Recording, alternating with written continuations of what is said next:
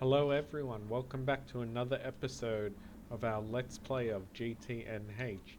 As you can see, I have managed to gather 128 Salus Mundus to make 8 more Nether Stars so that we can get our Nether Star plate with this one.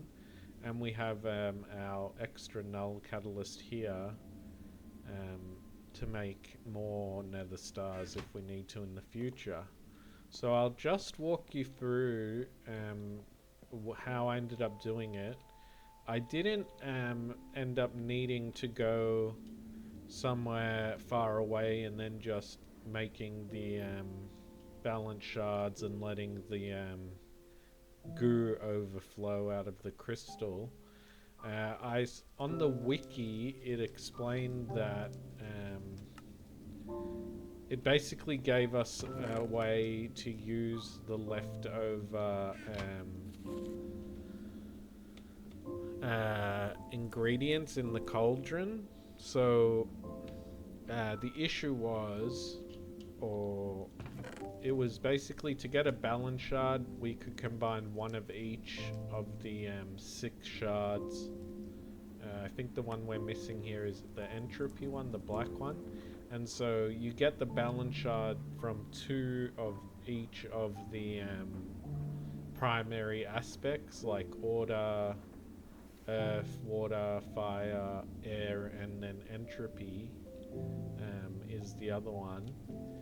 And then you end up with leftover magic and glass aspects in your cauldron. So then on the wiki it said that you can use the magic, which is this precantantio magic, with iron gives you formium. So basically if you do 4 at a time, you end up with 24 precantanto in your cauldron. So you throw in 6 iron and that turns into 6 formium and consumes the 24 magic. So I needed to do this research, and then the other one is this shard recrystallization. So that allows you to consume the 24 glass aspects left in your cauldron, which you can throw the dust in of any crystal and you get a crystal back. So it converts dust to crystal, which is nice. It's like kind of like the autoclave does the same thing. It takes crystal and dust, and converts it into crystals. But it does it in the cauldron and it consumes the glass magic. So the way I was doing it was, I'll just show you, for example. If I just grab 32 of each, I don't have, alright, well 16, yeah, it's a bit, it's not my favorite thing to do, but you know, it is what it is. We need 24, say, any dust. I've been using, what's it called? I think I might have some, yeah, good. And I need the entropy, but I don't think, oh, I have 20. Oh yeah, that's enough. Alright, yeah, so it'd be, the setup was basically like this. I've got iron and dust in here. So you can drag it across and you do 4 in each pile. So you have 4 of each crystal. And then we need 24 iron to get 6 in each, and the same for this, 24 dust. And then if I clear the space in my hotbar, I guess it doesn't matter as long as you have a row open. You can pick it up like that, and then you hold control and use Q, and you throw the shards in first, and then the iron and the powder, and it's going into my miner's backpack. It's also strange that I didn't, where'd the balance shards go? Oh, I have my magnet on. Okay, well that was a bit of a disaster. Yeah, you got to turn your magnet off.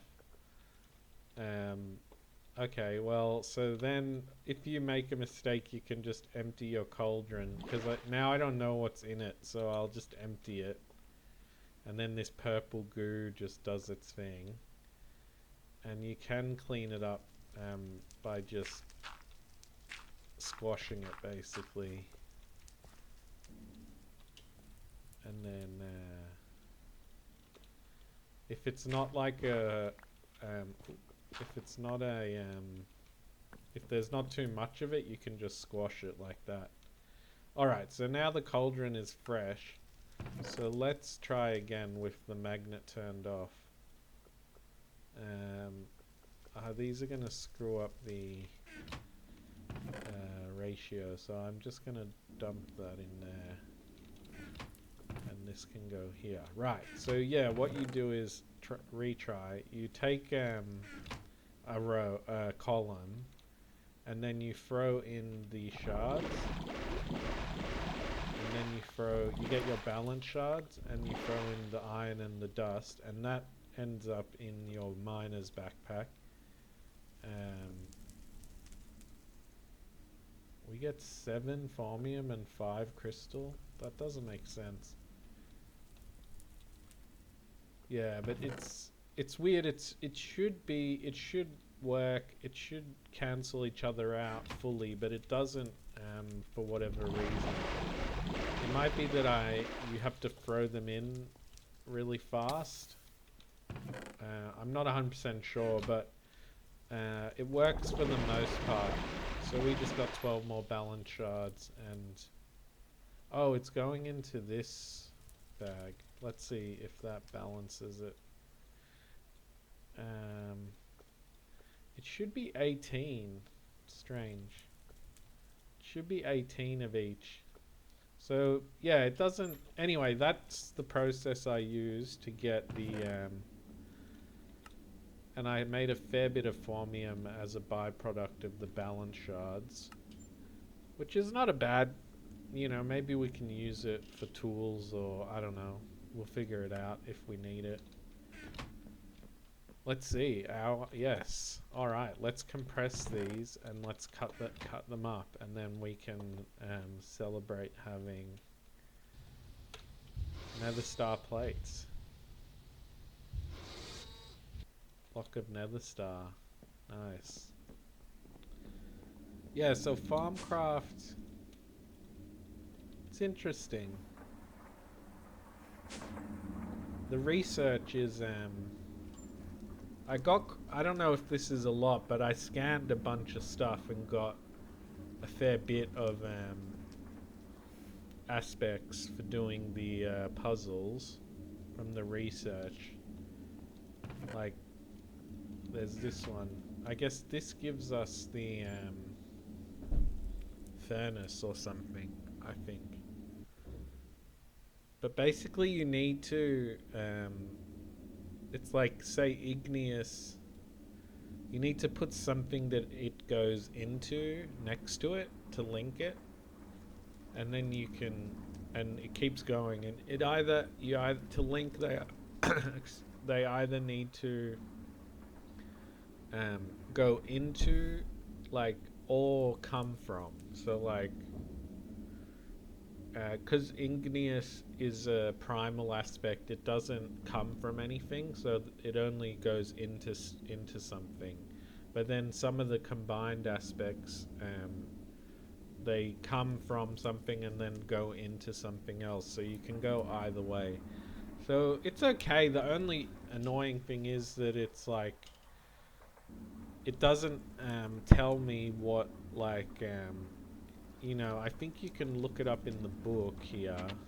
If you go to basic information and aspects, then it tells you. So to make Alianus, you combine vacuose and tenebrae, and then so like basically you can link these. Like, these two won't link, but Alienus will link to vacuose or tenebrae, for example, and then whatever alienus is an ingredient in, if it's an ingredient in anything, um, it'll link to that. I'll see if I can see one that has alienus in it. But yeah, so like, but I mean, how are you going to remember all these combinations? It's just a headache trying to figure it out. Yeah, anyway, all good. Alright, 9 nether star plates. Pretty awesome. So I think we need to we need to make these mainframes before this unlocks. But it's probably a retrieval task, so it doesn't have to see us making them. So we need to do this HV sensor and then pick this up and then make a mainframe. Cool, so we'll do that in the next episode, but I did make upgrade to the power, so now we've gone to 16x silver cable, and I added 4 generators over here and 4 on the other side. So now we're running 16 amps of up to 16 amps of HV, because we still have the 8 in the middle, 8 generators, and then there's 4 more over here. I don't think we need this many. We don't need that 16 amps, but I just did it because I think 8 wasn't enough. Like maybe 12 was probably 12 I'm pretty sure 12 would have been perfectly fine to run like the blast furnace, the vacuum freezer, and then a number of other machines. I mean, these two together are 5 amps basically, because this uses 1 and this uses 4. So then, I mean, yeah, we got 9 extra amps now for machines, which, like, you know, the sifter's running, the centrifuge might be running, the mixer, anyway, the alloy smelt, whatever it is, chemical reactor, an assembling machine. So if things are, and the electrolyzer runs pretty consistently. Not at the moment, because I've kind of been doing Thaumcraft, but yes, so power should not be a problem, which is good. Alright, thanks for watching everyone. I am excited. Our nether star plates. And I kind of have an idea about how Thaumcraft works now. Yeah, it's a bit tedious, the whole research using the cauldron, but it's just early stages, so maybe if you keep going you can automate stuff and then it gets easier. I mean, I assume that that's what happens. Alright, I'll see you all next episode. Thanks everyone. Goodbye.